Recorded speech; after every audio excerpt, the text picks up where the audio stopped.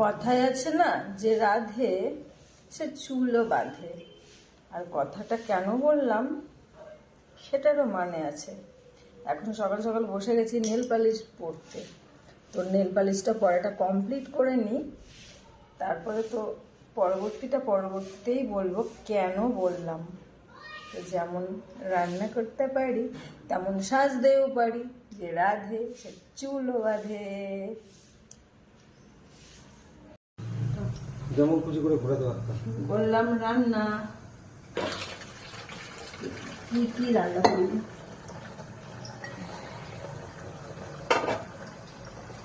আলু ভাজার মধ্যে লঙ্কা দিতে পারো নাকি?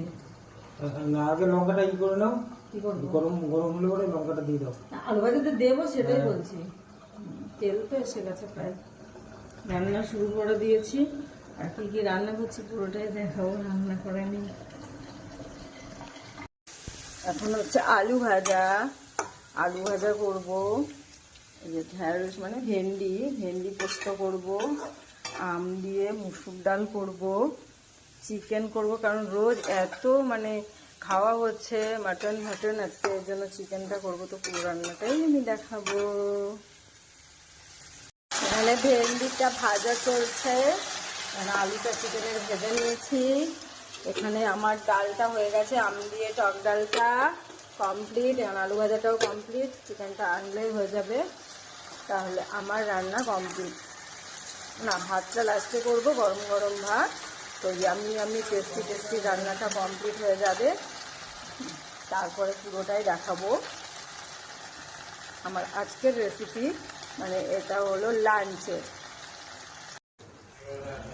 এখন হচ্ছে ভেন্ডি পোস্ত প্রায় হয়ে এসছে।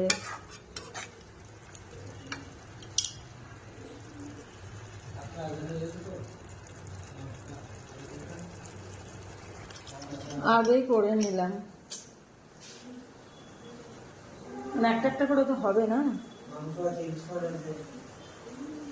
চিকেন করি না, খাবে না, ইলিশ মাছ আজকে খাবে না। ভালো লাগে না গোলমরিচের গুঁড়োটা একদম। চিকেন কষা চলছে।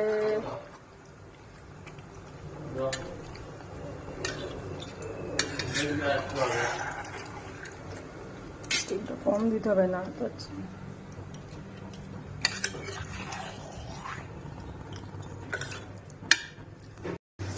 চিকেনটা প্রায় কষা হয়ে গেছে, চিকেনটা হয়ে গেলেই আমার রান্না কমপ্লিট। একটু ধনে পাতা দিয়ে দিলাম নামানোর আগে, যেহেতু ডালটা করেছি তাই চিকেনটা একটু কষাই করলাম।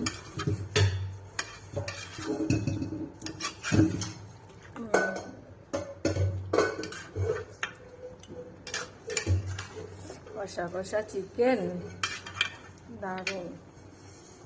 এবার তো পুরো দেবো না।